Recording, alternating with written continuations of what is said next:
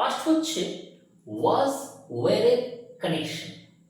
Past হচ্ছে অতীত, যেটা হয়ে গেছে, যেটা ঘটে গেছে। রুল হচ্ছে regular verb plus ED. Regular verb কোনগুলো? যে ভার্বগুলোর সঙ্গে ডি বা ইডি যুক্ত হয়ে V2 হয়, ভার্বের সেকেন্ড ফর্ম হয়। যেমন ধরো প্লেড, যেমন ধরো ওয়ার্কড। আমি খেলেছিলাম, আই প্লেড। তারা হেঁটেছিল, দে worked.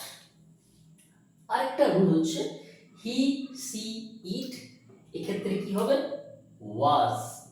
You, we, they, wire.